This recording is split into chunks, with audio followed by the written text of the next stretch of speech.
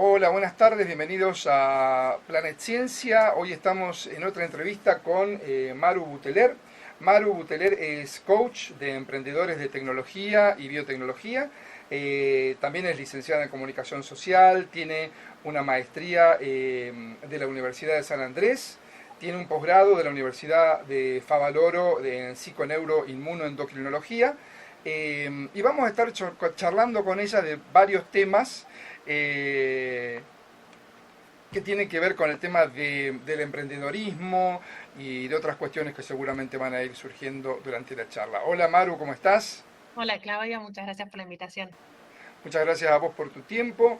Y bueno, eh, yo creo que la primera pregunta que a mí me gustaría hacerte, o el primer tema sobre el cual me gustaría que charlemos es el emprendedorismo. Hoy se ha puesto muy de moda todo el tema de las startups, las nuevas empresas, y muchas de estas empresas se están armando con gente que viene del sector de la investigación. ¿Cuál es tu experiencia? ¿Qué es lo que vos pensás con este tema de pasar de un ambiente de investigación, trabajando en un organismo del Estado, por ejemplo, a trabajar en una empresa ya en un ámbito privado? ¿Cuáles son los desafíos? ¿Qué es lo que vos estás viendo? Bien. Bueno, para empezar, te cuento que yo cuando empecé mi carrera laboral, empecé a trabajar con empresas, trabajé también en el sector público, con algunas ONGs también, y luego ya más para acá empecé a trabajar con emprendedores. Y lo primero que entendí es que una startup no es todavía una empresa, ¿no? Es como tiene sí el estatus de empresa, pero tiene otra dinámica. Entonces, primero esa como gran diferencia, porque en realidad esto de la moda del emprender, siempre hubo empresarios, siempre hubo empresas. Sin embargo, lo que ocurrió en los últimos años es que el avance de la tecnología permitió, de la tecnología en general, ¿no? Las computadoras, luego Internet y las distintas redes sociales, permitió que casi cualquiera pudiera generar una empresita, ¿no? En modo de startup. Luego, eso como también se trasladó al ámbito de la tecnología asociada a la ciencia, pero que también siempre hubo ciencias detrás de las grandes empresas. Eso no es novedoso. Lo novedoso es que ahora, con mucho menos capital, podés empezar una empresita, ¿no? Entonces, por eso es que como que se masificó la posibilidad o se democratizó la posibilidad de hacer una empresa, que antes era para unos pocos. Entonces, eso como primera cuestión. Luego, entonces, lo que sí me gustaría remarcar es que la dinámica de una gran empresa, digamos un Coca-Cola, qué sé yo, un Toyota, es muy diferente de la dinámica de una startup, que es una empresita que a duras penas tiene 3, 4, 5 personas cuando arranca, en donde los roles no están perfectamente definidos, los objetivos, digamos, está todo por definirse, ¿no? Entonces, ahí creo que esa es la parte más difícil de esta transición, de pasar de un ámbito en donde las cuestiones están estables y muy reguladas, además, en el caso de los científicos, a un ámbito en donde hay mucho por definir, si no todo, ¿no? Entonces, quién toma las decisiones, cómo, en qué tiempos. Yo creo que el desafío más grande de aquellos que se proponen hacer esa transición es entender que son otros los tiempos y otras las lógicas de decisión. Entonces, en ese sentido, sí, de lo que vengo viendo, a ver, yo empecé a trabajar con emprendedores de tecnología en el 2015 y de biotecnología 2019, ya hace 4 años. Y lo que sí veo es que, y que insisto mucho cada vez que tengo oportunidad, veo cierto como desconocimiento de lo que significa, ¿no? Hay como una especie de glamour en general, en lo que significa emprender, que no es tal, ¿no? Es como te tirás a la pileta, hay mucho riesgo, no es un riesgo loco, sino que es un riesgo calculado, pero con altos niveles de incertidumbre. Y bueno, ahí es donde no todo el mundo gusta de eso.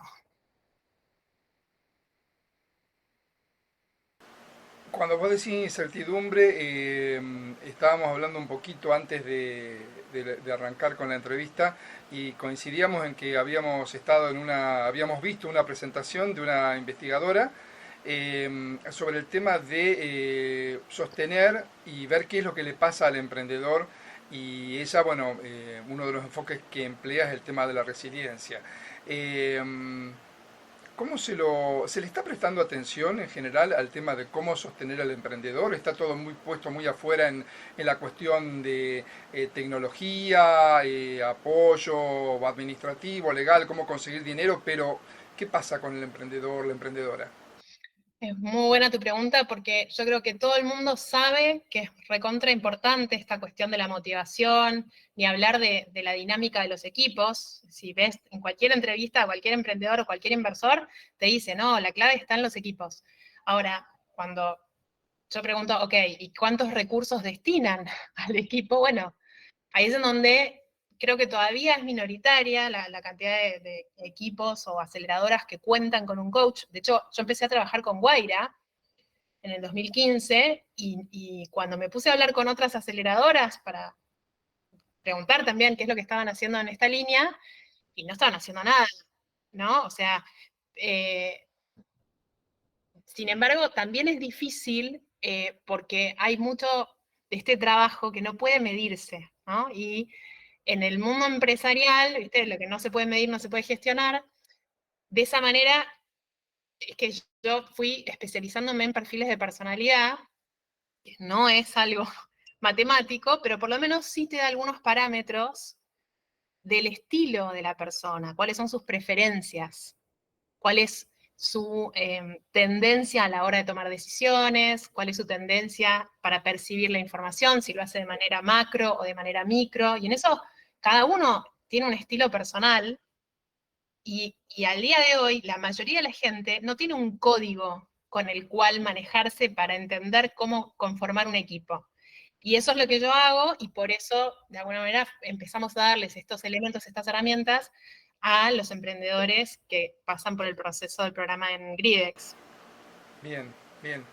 Em, yo calculo, bueno, un poco lo que vos venías diciendo recién, que eh, todos tenemos distintas personalidades y habrá gente a la que le cuesta menos emprender porque son más lanzados, manejan mejor el tema de la incertidumbre y habrá otras personalidades que, bueno, que les cuesta más.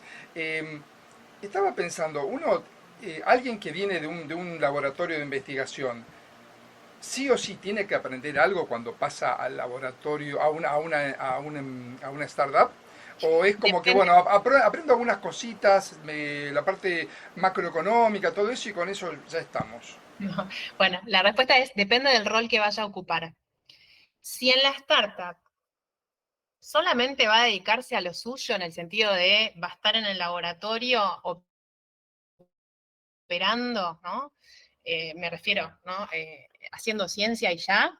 Bueno, ahora, si va a tener un rol de liderazgo, y la mayoría de las veces lo tienen, porque el solo hecho de elegir equipo ya implica liderar, por ejemplo, decididamente tienen que aprender y tienen que aprender un montón, un montón. Porque la gestión de las personas, una cosa es en la academia y otra cosa es en una startup, en donde la motivación lo es todo, el dinamismo es otro, entonces tiene que haber como un diálogo constante, es otro nivel de confianza que se arma, que se requiere.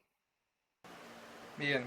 Eh, Cuando estabas hablando de trabajo en equipo, pensé en reuniones y eso me llevó inmediatamente a presencialidad y el tema de la presencialidad es algo que a mí em, creo que es una cuestión que no terminamos de resolver porque me da la impresión que tenemos tendencia al todo o nada, o sea, si llega algo nuevo, todo lo anterior ya no sirve y nos quedamos con lo nuevo, y si bien la presencialidad, la virtualidad nos ha permitido cosas como estar charlando ahora a distancia, yo creo que la presencialidad genera cosas que una virtualidad no puede alcanzar. y más cuando estamos hablando de reuniones de equipo, me imagino, y de censar cosas que están pasando en la reunión que la presencialidad me parece que no se pueden detectar. ¿Qué te parece a vos ese tema? Y yo estoy completamente de acuerdo. También es cierto que cada canal o cada herramienta tiene sus pros y sus contras, es decir, como decís, cuando hay distancias de por medio, no hay más alternativa que lo virtual, y en ese sentido, sí, creo que hay personas que atraviesan las pantallas muy fácilmente, en el sentido de que pueden hablar como si estuvieran en presencialidad, aunque estén a kilómetros de distancia, y personas que les cuesta más, ¿no? O sea, como que necesitan estar como presentes. Dicho eso, creo que no hay forma de evitar el trabajo remoto hoy, porque necesitas talento y el talento puede estar en cualquier lado, digamos, es hasta, nada, conveniente tener eso abierto, esa posibilidad en tecnología. Digo, las startups de tecnología hace rato que lo vienen haciendo. En biotecnología tenés por ahí el diferencial de que tenés laboratorio, pero pasa muchas veces que aún así tenés como, qué sé yo, la gente de inteligencia artificial o de datos que está en otro lado. Entonces, es muy importante que todos como desarrollen como el código o la etiqueta de la virtualidad, entendiendo que hay que generar esos espacios. Yo, por ejemplo, hago team buildings presenciales cuando los equipos se reúnen, pero normalmente se reúnen físicamente una vez por año, pero también hago team buildings remotos. Lo que pasa es que, claro, de vuelta, se necesitan generar dinámicas en donde, bueno, tenés una pizarra virtual, cada uno puede poner el post-it virtual, y ahí es donde no todo el mundo hizo ese catch-up todavía. ¿No? De poder manejarse como si estuviéramos todos en la misma sala. Y en ese sentido, por ejemplo, yo siempre digo, los que apagan la cámara, es como entrar a una reunión con una bolsa en la cabeza. O sea, y se ríen. No tiene ningún sentido. O sea, si vos estás en una reunión, poné la cámara. O sea, no estás escuchando la radio. Después, sí pasa que por ahí grandes organizaciones o qué sé yo, de hecho pasa mucho en lo que es en las clases, en educación. Cuando es uno solo, hablando, y bueno, yo apago la cámara, total, da igual. Ahora, si hay interacción, eh, igual no da igual. Dicen da igual, pero no da igual. Porque al profesor no le da lo mismo leer nombres que ver caras y tener feedback respecto a lo que está diciendo, ¿no? Pero bueno, esas condiciones y ese seteo del marco, del espacio y del código de la etiqueta es algo que tienen que hacer los líderes de ese espacio, ¿no? Y ahí es en donde no todos los líderes hoy tienen como las herramientas como para poder liderarlo, haciendo que cada uno se pueda expresar, que haya interacción, ¿no? Realmente hay que desarrollar nuevas habilidades. Pero y sí, coincido que la presencialidad no se reemplaza. Y está bueno hacer una combinación.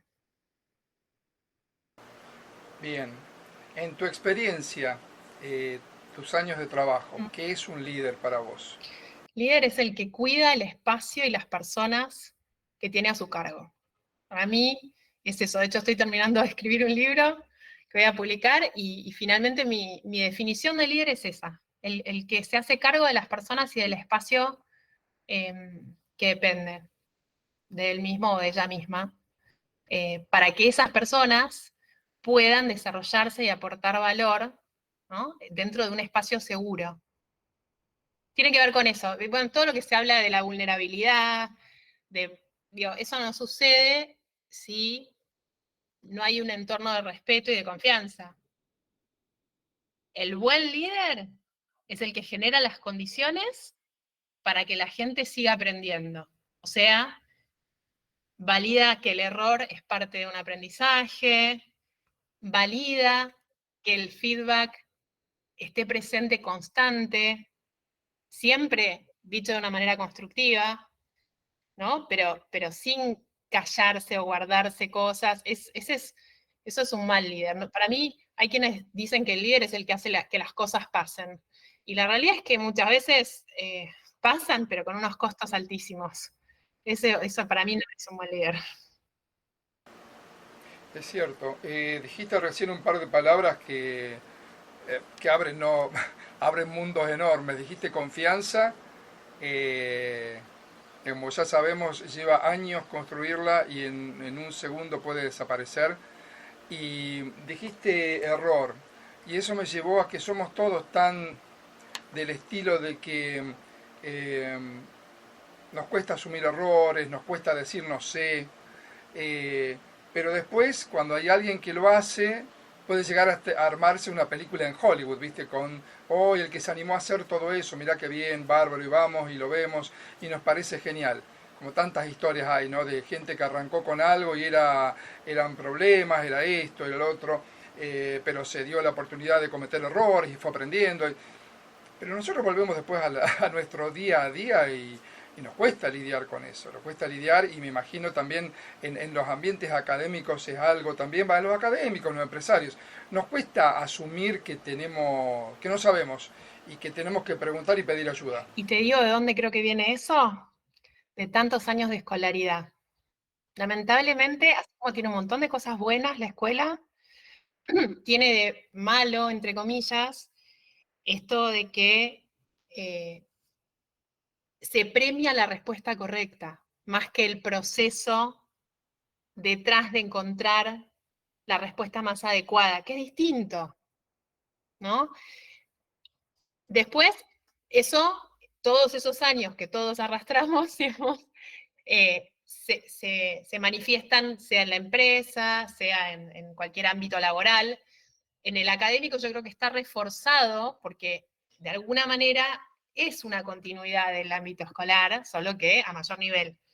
Y también premia la respuesta correcta, si bien tiene un espíritu de exploración, pero en su armado, así jerárquico y con revisiones constantes, hay una cosa de como de la mirada externa que justamente va en contra de como jugar, ¿no? O sea, la gran diferencia es esa, si yo estoy tratando de dar la respuesta correcta o si estoy jugando con los elementos para ver, yo de hecho a eso lo llamo o el modo lab, en donde quiero ser un buen alumno, no importa en qué ámbito, digo como figura, o modo lab, que es muy gracioso porque yo hablo del modo lab antes de trabajar con científicos, ¿no? Que es en donde vos vas explorando, combinando distintas cosas, ¿no? Pero bueno, esa es la esencia de la ciencia. Luego tenés la estructura de la ciencia, que es otro cantar. Bien, bien. No me quedó en claro, ¿cuál es el nombre de los dos modos? Le digo modo escolar cuando uno está queriendo dar con la respuesta correcta y teme equivocarse. O sea, estás buscando la felicitación o la buena nota. Y en el modo lab, estás en un modo lúdico, estás jugando con los elementos y no hay una nota, no hay nota. Digamos, creás o no creás. O explota todo también, ¿no? Hay más riesgo. Vos que sos bioquímico sabrás mejor que yo. Dijiste este tema de lo lúdico y, bueno, básicamente pensar que cuántos empezamos en una actividad justamente porque la disfrutamos y después esa actividad, el disfrute va desapareciendo lentamente y va siendo reemplazado por otras cuestiones como esto, ¿no? Como el tener que dar siempre la respuesta correcta, la presión de publicar o perecer y todo lo demás. Hablabas de la escuela y bueno, eso me llevó a pensar en información y en inteligencia artificial, ¿no? Y cómo la inteligencia artificial nos ha venido a resolver tantas cuestiones que nos llevaban tiempo, con lo cual ya eso no lo tenemos que hacer y ahora tenemos mucho más tiempo para enfocarnos en otras cuestiones. Y me parece que a veces estamos fallando un poquito en eso, ¿no? Es como que nos entretuvimos tanto en buscar información que después ahora no sabemos qué hacer con todo eso, cómo irlo aplicando, cómo lo transformarlo en conocimiento y cómo jugar un poco, ¿no? Con todo eso para generar algo nuevo. Bueno, y lo que estás diciendo me hace pensar, hay un filósofo, Byung-Chul Han, que últimamente estoy leyendo y escuchando, porque distingue información de narración, ¿no? Y creo que hay algo de eso también en el jugar con construir sentidos y narrativas es completamente diferente de manejar datos, ¿no? Y hacer cuentas. Y los seres humanos tenemos en esencia esta capacidad de construir historias y tener un propósito y como perseguir un objetivo que es mucho, para mí es como más interesante que acomodar, digamos, información que, como decís bien, hoy la máquina lo hace mucho mejor que nosotros. Sí, sí, sí, sí, totalmente. Yo siempre tengo la impresión como que estamos con digamos, nos agarró todo esto, hace rato que nos viene agarrando, desnudos en un escenario y con la luz puesta sobre nosotros. Es como que de golpe nos encontramos acá y nos damos cuenta que qué estamos haciendo, para dónde vamos. Eh, ¿Algún otro tema Bueno, en que te este gustaría? para dónde vamos y relinkeando con los científicos que por ahí tienen la duda de los que están estudiando y los que ya están haciendo carrera incluso, el hacia dónde o el para qué, digo, en muchos casos pasa eso, que es que, digo, uno a lo largo de la vida como va transitando distintas etapas y va teniendo distintas inquietudes. Digo, no, yo no soy la misma que hace 10 años, ni voy a ser la misma dentro de 10 años. Entonces, algo que sí veo es que muchos científicos se animan a dar el paso, porque la realidad es que se requiere de coraje para enfrentar un cambio así, porque están buscando de alguna manera dejar un legado diferente. No que no lo hubieran dejado desde el otro lugar, pero quieren involucrarse en la construcción de algo que puedan llevar al mundo ellos mismos, ¿no?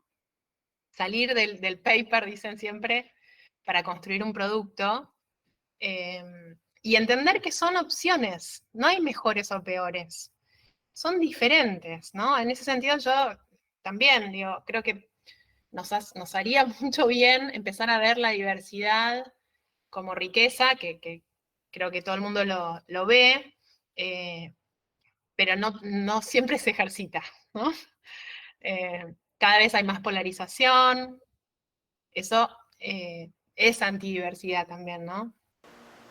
Sí, y está relacionado, me parece, con esta tendencia de la cual se habla tanto, del algoritmo que nos termina mostrando las cosas que nosotros buscamos, Rico y Champ. entonces estamos siempre dando vuelta con lo mismo y se nos hace cada vez más difícil exponernos a cosas distintas. Exacto, exacto. Hoy justo daba una capacitación sobre eso, sobre la escucha activa y cómo escuchar a un diferente eh, tiene un costo. Y cada vez estamos como más encerrados y es más costoso escuchar al otro, ¿no? Pero bueno, así nos vamos empobreciendo y la realidad es que los desafíos que tenemos como humanidad también requieren necesariamente de diversidad, de equipos multidisciplinarios. En ese sentido, creo que la ciencia tiene la ventaja de estar acostumbrada a interactuar con otros, eh, tiene esa apertura. eh, no sé, después, en el hacer el cambio de escenario es otra historia, ¿no? O sea, están acostumbrados a interactuar, pero desde su lugar. O sea, cambiando de cancha, yo hablo mucho de eso, ¿no? De la metáfora de cada ámbito es como una cancha distinta. No es lo mismo la cancha de golf que la cancha de tenis, y hacer esos switch también requieren de una flexibilidad que no todo el mundo está acostumbrado a ejercitar. Eh, hace falta un aprendizaje, me parece, ¿no? Hace falta ponerse en una posición de, bueno, lo que estábamos hablando antes con el tema de la enseñanza, te tenés que poner en una posición de decir, no sé Claro. cómo es esto, tengo idea de algunas cuestiones, pero es un mundo nuevo y tengo que preguntarle a alguien que sepa, va a haber alguien en quien yo tenga que depositar mi confianza y que, yo le voy a decir, lo pongo en tus manos, decime cómo vamos con esto, ¿verdad? 100%. 100%. En eso yo siempre les digo, es como, tienen algunas desventajas en el sentido de que están acostumbrados a que hay que estudiar y prepararse antes de saber. Y acá hay muchas veces que tenés que actuar sin saber, pero tienen la ventaja de entender que hay otros que saben más de ese tema y lo que tienen es como entender que no hace falta ser experto para poder actuar en un campo, ¿no? Quizás en la academia sí, en la startup no. Ujú. Sí, sí. La vez pasada escuchaba una charla y de alguien que decía que, bueno, que los expertos ya no existen y que uno no tiene que estar esperando a estar 100% preparado para arrancar algo porque nunca lo va a arrancar, lo cual es cierto. Yo coincido que tiene que estar al 70%.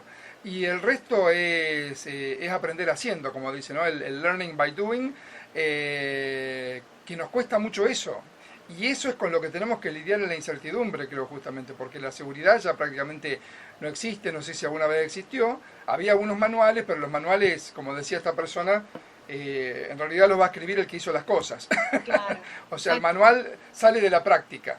Ujú. Y eso es un poco lo que tenemos que ir aprendiendo, ¿no? Más estar surfeando la ola, más que estar pasándonos 10 años viendo cómo es la tabla de surf y cómo es el mar y cómo es la ola. Es Y que se aprende a nadar nadando. Vos podés ver todos los así videos es, que quieras, leer todos los libros que quieras, todos los papers que quieras. Se aprende a nadar nadando, se aprende a emprender emprendiendo, no hay tutía. Y te diría más, en algunas cuestiones puede ser con el 70% y en otras con menos también. Tener que tomar decisiones con muy poca información. Hay una distinción que a mí me ayudó mucho y la sigo compartiendo incluso con desarrolladores, con programadores, que es, hay desafíos técnicos en donde hay un know-how establecido y hay un 2 más 2 es 4, ¿no? Y eso puede ser en medicina, puede ser en lo que quieras, pero hay desafíos que son adaptativos. Y esos son aquellos en los que hay involucrado aprendizaje humano, ¿no? En donde no hay un manual que te diga 2 más 2 es 4, porque no se sabe. Por ejemplo, la política tiene mucho de desafío adaptativo, aunque tiene algunas cuestiones de desafíos técnicos también. Cuando vos estás emprendiendo, muchas cosas, como liderar un equipo, como eh, abrir un mercado, tienen que ver con desafíos adaptativos, no son desafíos técnicos. Entonces no hay ningún libro donde te puedan decir, habrá recomendaciones, tendencias, pero no hay un saber. Y no, no se pretende que lo haya tampoco. Es qué hacemos con lo que está pasando y ya, no si es o no eh, la respuesta correcta. No, hay respuestas más adecuadas y más inadecuadas, no correctas o incorrectas. bueno, en definitiva, si nos gusta tanto la innovación es eso, ¿no? Es innovar, es buscar nuevos caminos y exponerse a situaciones que antes no se dieron y ver cómo se resuelven. O sea, sos el primero que llega a ese lugar. ¿Qué Exacto. hacemos? ¿De acá para dónde vamos? Es que es vanguardia. No, no, nadie te puede decir cuando sos el primero que está caminando por ese camino. Así Tendrás, es. como te digo, no es que estás solo en ese camino. Tenés un montón de personas, hay una comunidad, sobre todo en el mundo de startups, es muy fuerte la comunidad porque justamente necesitas de ese apoyo, esa contención, ese acompañamiento que me preguntabas antes, si se da o no se da, la mayoría de las veces se da de manera informal, espontánea, y algunas aceleradoras lo fomentan de manera más formal. Eh, pero la parte de la comunidad es muy, muy fuerte por eso mismo. Se acompañan entre ellos. Kira, me recuerda lo que estabas diciendo hace un ratito del tema del liderazgo, ¿no? Ujú. De hablar de un jefe, de un, perdón, no es lo mismo, obviamente, Un líder. de un líder que lleva a un grupo, pero el grupo también tiene que tener una dinámica y tienen que juntarse para sostenerse en los momentos de incertidumbre, ¿no? Obviamente, y mostrar esa vulnerabilidad y decir ese Exacto. no sé si quiero estar acá incluso, ¿viste? No sé si tomé la decisión correcta. Y O sí, sea que son momentos muy... Porque no es que, bueno, hoy me siento mal, mañana estar... Cuando vos te empezás a plantear si lo que empezaste a hacer 2 años realmente es lo que querías hacer, tiene que haber alguien que te sostenga y tiene que, lo más cercano creo que es un compañero de equipo, una compañera de equipo. sí. A veces es dentro del mismo equipo, esos son los escenarios ideales, y a veces son otros equipos que están pasando por situaciones similares, aunque sea de otra startup, pero en definitiva están viviendo lo mismo, en el sentido de que están como a la intemperie, si querés, tratando de levantar fondos para poder seguir creciendo, investigando, contratando gente, eh, y realmente hay como todo un desarrollo de habilidades emocionales espectacular. Y por eso yo estoy haciendo una serie de entrevistas de vida a los emprendedores, justamente para que se vea ese otro costado. Y también a mí siempre me interesa como la génesis, como dónde nació ese deseo de, de ir por más, explorar, en qué anécdotas de cuando eran niños o incluso sus años de formación, de alguna manera sospecharon que en algún momento, o no, algunos se enteran más de grandes, ¿no? Que tienen este deseo y van por ahí. Justamente por lo que vos decías antes, porque uno va cambiando y Sí, porque uno no es el mismo cuando comienza a estudiar una carrera que cuando se recibe y puede seguirle gustando la carrera pero desde otro lado. O tal vez no le guste más hacer eso, sienta como que estuvo bien, pero que ahora tiene claro, que ir como para que una otro lado. etapa, exacto. De hecho, hay un emprendedor que es ahí de Rosario, Mauricio, Braya de Microma, que él cuenta que a él como la decisión le terminó de caer cuando fue padre. Cuando se enteró que iba a ser papá, se hizo a él mismo la pregunta, y él lo cuenta siempre en las entrevistas, de cuál era el modelo de padre que quería dejarle a su hija, ¿no? Como qué enseñanza con sus propias decisiones quería darle. Y así fue que se decidió. Bien, bien, Que bueno, bien. ahí están de vuelta las etapas de la vida. Vamos a volver después sobre eso, pero antes te quería decir varias cosas que fuiste comentando. Hay muchos cursos para enseñarnos a hablar con efectividad, pero alguien decía una vez que hay muy pocos cursos para enseñarnos a escuchar. ¿Cómo se escucha activamente, Maru? Bueno, primero teniendo la disposición y como el margen para eso, ¿no? O sea, quiero decir, em, por ejemplo, hoy veíamos, es más fácil a veces entrar por las barreras, entonces una gran barrera a que haya escucha es la falta de atención, ¿no? Y cada vez es más difícil prestar atención, porque tenemos como muy volátil. La falta de interés, y ahí lo mismo que hablamos hace un ratito de la polarización, ¿no? ¿Qué me va a interesar lo que diga tal si piensa diferente? Bueno, ahí no hay mucho lugar para la escucha, ¿no? Luego, bueno, las distracciones, las interrupciones, no darnos el espacio, ¿no? Y así como digo el espacio-tiempo, digo, poder coordinar una reunión, dedicarnos a conversar, eh, también es el espacio mental, porque si yo estoy con un montón de preocupaciones en la cabeza, o estoy mal dormida, o tengo hambre, ¿no? Y muchas veces no prestamos atención a esas cosas, y creemos que, bueno, le digo, o creemos que es lo mismo mandar un audio que llamar por teléfono, y no es lo mismo que esperar al momento adecuado, chequear si el otro está o no está para conversar en ese momento, ¿no? Eh, Creo que tiene que ver con eso, con disponerse a escuchar y luego sostener esa escucha, ¿no? Bien, bien. Eh, Hay que estar en el momento presente, que es una de las cosas que nos gusta tanto, porque siempre estamos en otro lado, o estamos en el pasado o en el futuro, pero nos cuesta tanto estar acá. Eh, Antes dijiste algo, estábamos hablando de los equipos y se me ocurrió que dijiste la palabra comunidad y para mí tiene un sentido mucho más poderoso que decir equipo, porque equipo suena algo muy técnico. Comunidad suena a seres humanos compartiendo sus cuitas, compartiendo sus penas, compartiendo sus dolores, ¿no? Sus temores. Me gusta mucho esa palabra. Bueno, es que hay comunidad cuando hay algo en común, por otro lado, ¿no? Y en tanto humanos, por lo menos tenemos eso en común. Luego, después hay un montón de otras variables que nos atraviesan. Pero sí es cierto que para que se construya comunidad, de vuelta hay que invertir tiempo, esfuerzo, ¿no? Disposición. De hecho, hoy, justamente en este taller, hablábamos que en realidad la confianza uno la construye cuando tenemos algún interés compartido. Si no, ¿por qué invertiría en construir confianza? Digo, es irreal que yo voy a desarrollar confianza con todo el planeta, ¿no? Entonces tengo que elegir con quiénes. ¿Y con quiénes va a ser? Con aquellos con los que tengamos algún interés en común. No significa que pensemos igual. Creo que ahí hay mucho por explorar. Pero sí que tengamos como la misma inquietud, en este caso, por la transición de algunos científicos que quieran empezar a emprender. Fenómeno. Y entonces desarrollamos confianza, porque tenemos ese interés en común. Bien, bien, bien, bien. Eh, Hay un tema que vos decías antes que para mí es clave, que tiene que ver con el deseo, ¿no? Lo que a uno lo moviliza a hacer algo.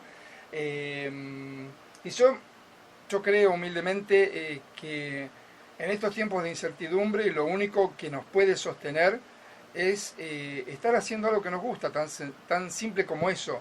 Y puede parecer una frase eh, vana o muy sencilla, pero creo que ese es un desafío que tenemos, ¿no? Estar explorando de manera más o menos frecuente si el camino por el que nos estamos moviendo realmente nos nutre, porque, y más hablando del tema del emprendedorismo, donde tantas cosas pueden salir mal, obviamente que uno tiene que tener una visión positiva también, pero la realidad pasa.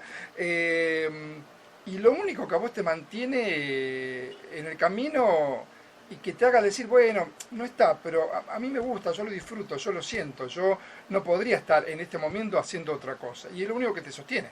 Sí, totalmente.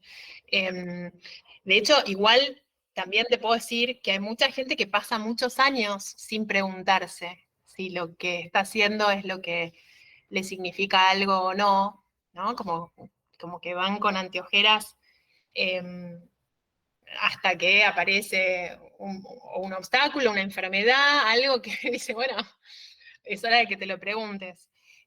Yo creo que las nuevas generaciones se lo preguntan cada vez más seguido, ¿no? Si lo que están haciendo les motiva o no, pero también requiere mucho coraje, porque si resulta que la respuesta es no, ¿qué hago? ¿Me hago el sonso o tengo que encarar todo un cambio que requiere, ¿no? De nada, arriesgarse, en definitiva, porque muchas veces el estar donde cada uno está le da la seguridad de lo familiar, de lo conocido, aunque no le dé esa motivación, dice, bueno, es mejor que nada.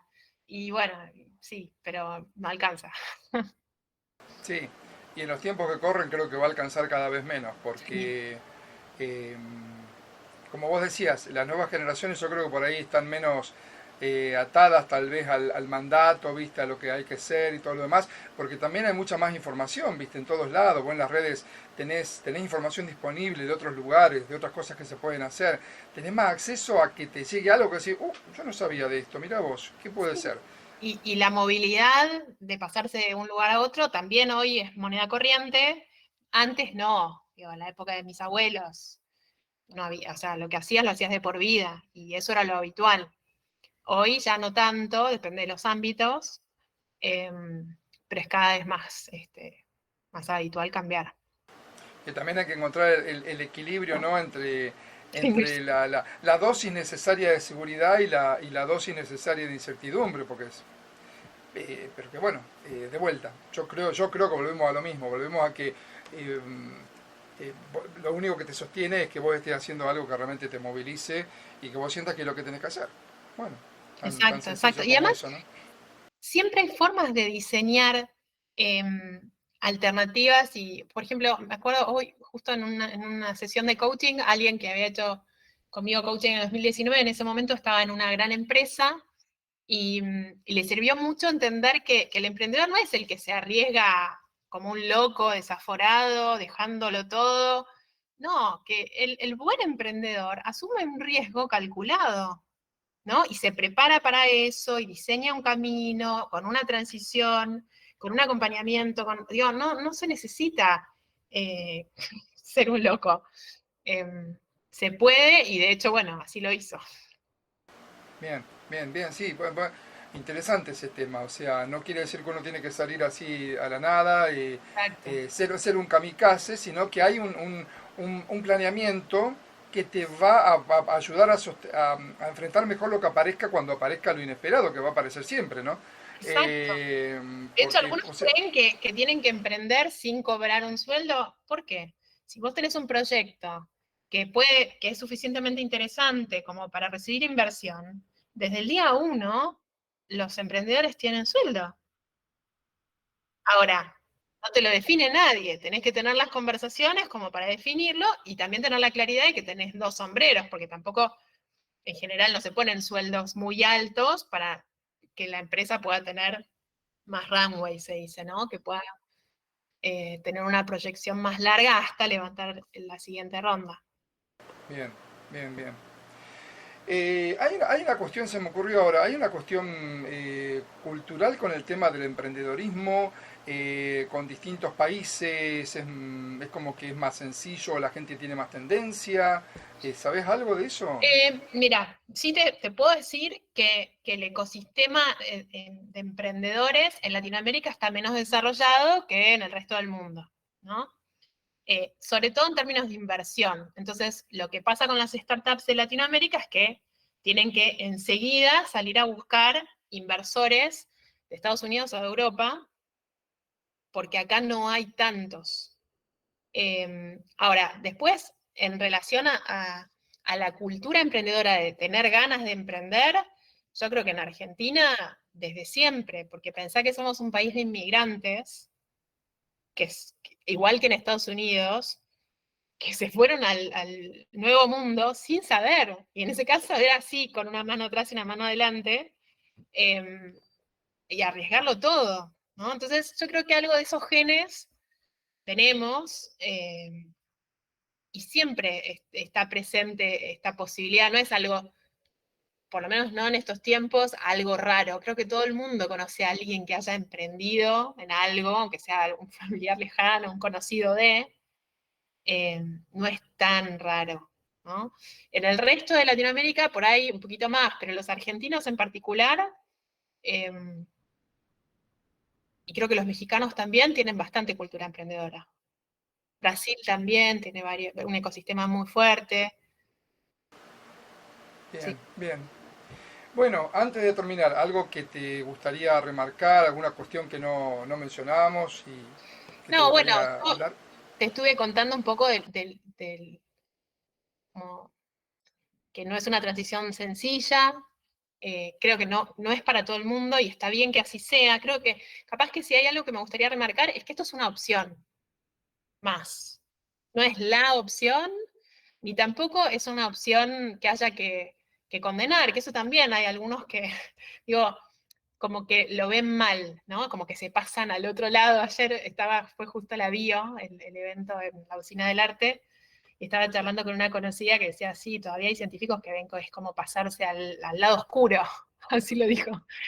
Eh, y la realidad es que en toda sociedad convive el sector público, el sector privado y el tercer sector, y está muy bien que sea así.